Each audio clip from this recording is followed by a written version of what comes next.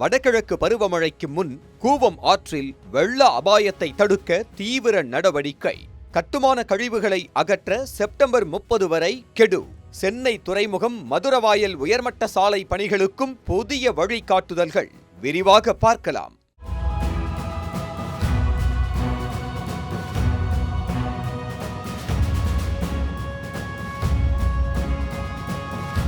வடகிழக்கு பருவமழை தொடங்குவதற்கு முன்பாக கூவம் ஆற்றில் நீரோட்டம் பாதிக்கப்படாமல் இருப்பதை உறுதி செய்ய கட்டுமான கழிவுகள் மற்றும் தற்காலிக தடைகளை செப்டம்பர் 30ஆம் தேதிக்குள் முழுமையாக அகற்ற சம்பந்தப்பட்ட துறைகளுக்கு உத்தரவிடப்பட்டுள்ளது.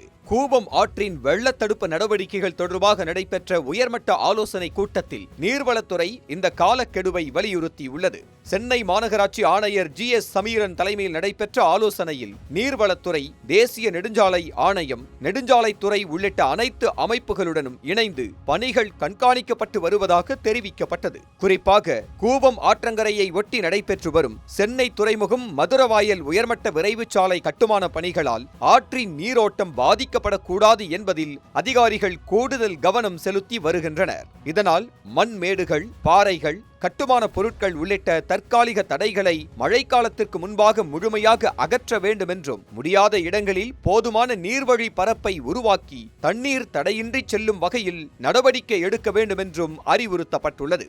மேலும் உயர்மட்ட சாலைக்காக ஆற்றில் அமைக்கப்பட்டுள்ள தூண்கள் வெள்ள நீர் ஓட்டத்தில் ஏற்படுத்தும் தாக்கத்தை ஆய்வு செய்யும் பொறுப்பு அண்ணா பல்கலைக்கழகத்திடம் ஒப்படைக்கப்பட்டுள்ளது.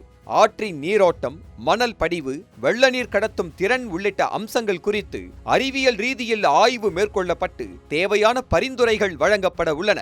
இதனுடன் மழைநீர் வடிகால்களை தூர்வாருதல், மிதக்கும் கழிவுகளை அகற்றுதல், ஆக்கிரமிப்புகளை கண்காணித்தல் மற்றும் வெள்ள அபாய பகுதிகளை ஆய்வு செய்தல் உள்ளிட்ட பருவமழை முன்னெச்சரிக்கை பணிகளையும் சென்னை மாநகராட்சி தீவிரப்படுத்தியுள்ளது. வடகிழக்கு பருவமழையின் போது சென்னை நகரில் வெள்ள பாதிப்பை குறைத்து கூவம் ஆற்றின் நீரோட்டத்தை சீராக பராமரிப்பதே இந்த ஒருங்கிணைந்த நடவடிக்கைகளின் முக்கிய நோக்கமாக அதிகாரிகள் தெரிவித்திருக்கின்றனர்.